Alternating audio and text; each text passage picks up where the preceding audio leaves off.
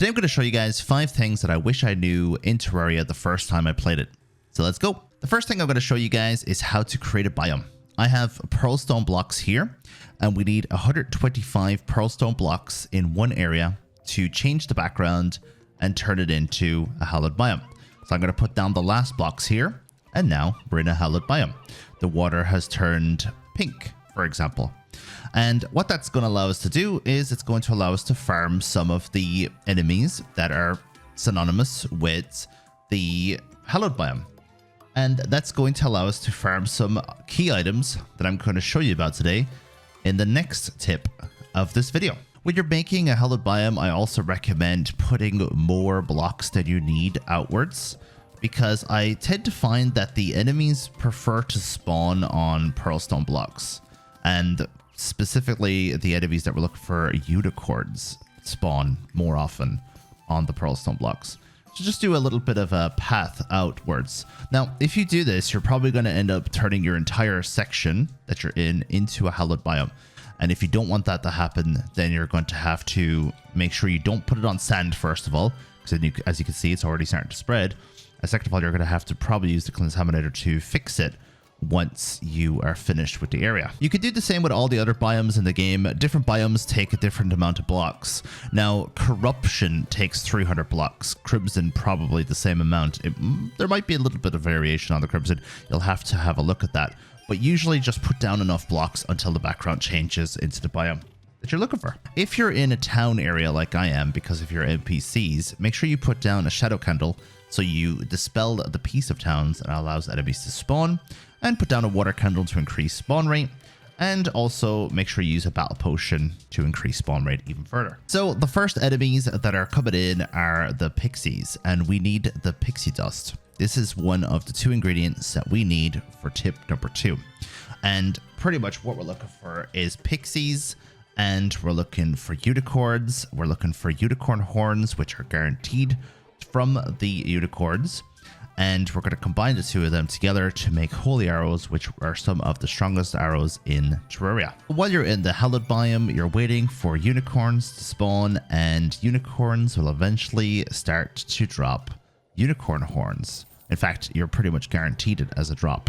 And what you want to do then is you want to mix the unicorn horns with the pixie dust that you picked up. Holy arrows are pretty much 200 wooden arrows, 3 pixie dust, and 1 unicorn horn, and just make thousands of them. I have 5,700 of them, and now you could use that pretty much with any bow.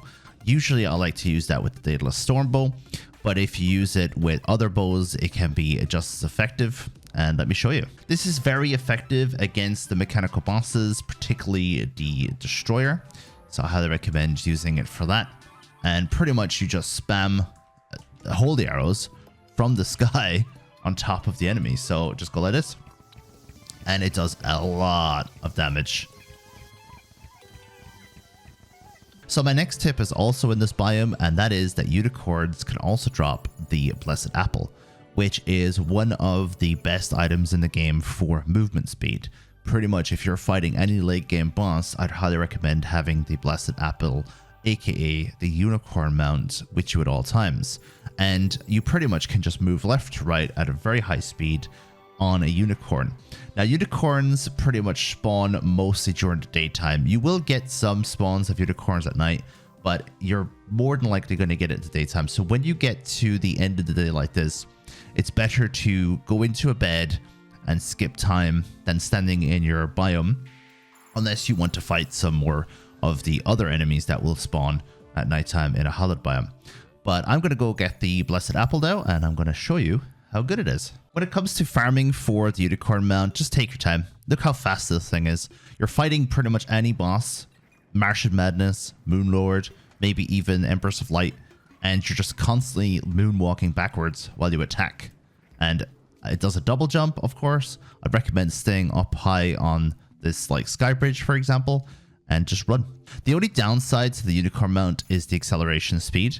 It doesn't accelerate as fast as some of the other mounts and some of the master mode items. But once it's at top speed, if you don't stop moving, you're going to have a great time fighting bosses. So get this unicorn mount. And I forgot to show you, this is what the blessed apple actually looks like right here. Now I'm going to show you guys how to make a prison house for your NPCs. Your NPCs will live in this prison house temporarily, and you're using this structure as if you were in a fighting situation and you want to prepare for a fight. You want to put the nurse into a prison house, for example, and just get the fight ready. So make this structure pretty much. You put a structure around yourself that is exactly around your character. But then you put one wall out again to the left or to the right, and then you remove those 3 blocks. You're in this little structure here, and you remove this block and this block. So you have a solid block in the middle. Then you destroy these 2, and now you have these 3 blocks here. Now I want you to put pretty much walls on either side of the middle block. It goes up about 10 to 12 high, and it doesn't need to be exactly measured as long as it's long enough. And you can use the question mark in a second. I'll show you to make sure that you've done it properly. And then you can just put yourself inside if you have the Rod of Discord like I do. It's a little bit more awkward if you don't have the Rod of Discord. So now you want to put down some platforms. You want to put a platform here, and you want to put a platform here. Then you want to put a workbench on this block here. And on the platform, you put a wooden chair. And now you're going to use the workbench that you just made to create some walls for yourself. So I'm just going to create some walls, and I'm going to fill in this. I hope that 100 is enough, because otherwise it's going to look really ugly. Now, prison houses aren't supposed to look nice anyway, but still, you know what I mean. And now we need a light source. Now, if we did everything correctly and the size is correct, then when I go up to housing and I put housing query, it'll say the housing is suitable. Perfect. Just make sure that you have the solid block in the middle for the NPC to stand on, and you have the workbench, the chair, and a light source and background wall. Now we're going to put an NPC in here, and let's have a look to see about putting the nurse in here. Because it's nighttime, the nurse should move in right away, as long as I move away from town and then back again. Because it's raining, I could have done this during the daytime if I liked.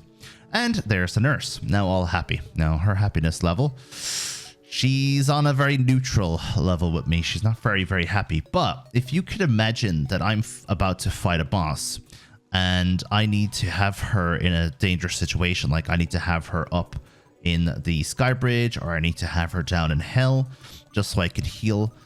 What you can do is, if you're running along, let's just say I put this block here. If you're running along and you run in, she can't ever be out of reach. As long as you're standing within this area, she will always be within reach. So I can use her and I can heal. Or I could do what sometimes what I do is I like to hook on, heal, and then hook out. So pretty much trying to get away. That's what I do against Plantera, actually. If I'm ever using the nurse against Plantera, hook in, heal, and jump out. That way you're not stuck under here when Plantera comes along. And the nurse tends to be very strong as well, so she's not going to die very easily. It takes a lot of hits and she heals herself. So that's how you make NPC prison houses. So the final tip I want to show you today is how to duplicate water quickly. Let's just say you have a little area like here and you want to turn it into a fishing spot. You can be literally anywhere. You can be in the Crimson, you're looking for a Crimson fish. You could be in the Hallowed, you're looking for a Hallowed fish. You pretty much just make this structure here. Let me make it a little bit more obvious how it looks. It's just literally a U. One U with a gap in the middle. And you can hold your cursor here and hold down left click and you will have infinite water. The only way this works is if you have one bucket in your inventory that has water in it. It won't work if you have more than one bucket in your inventory. And if you're on console, just spam. You don't hold anything, you have to spam the button to put down the water. Now, as some of you might know, this fishing spot might not be big enough, so I might have to make the fishing spot big enough in general. And the way Terraria works is the surface of the water has to be even in order for it to be classified as a proper fishing spot. So just remember that when you're doing this, and you'll be fine. You'll be able to use water anywhere. You can actually use this to get obsidian. You can use this trick for anything. Now, one little tip for anyone who is a bit more advanced is you don't even need to put down the U. You can literally just use the ground, and all you have to do really is put a hole in the ground like that. And if you do that, it'll be the exact same thing. Let me get my water back. Oh, if you ever make a mistake, by the way, just get the water from the U back out into your bucket and go again. So as you can see here, I didn't even make a U. I just put one hole in the ground and I'm just using the natural environment to do this trick. So thank you very much for watching today's video. Let me know what you think of it. Let me know if you have any questions about anything that I've done, and I'll see you guys in the next one.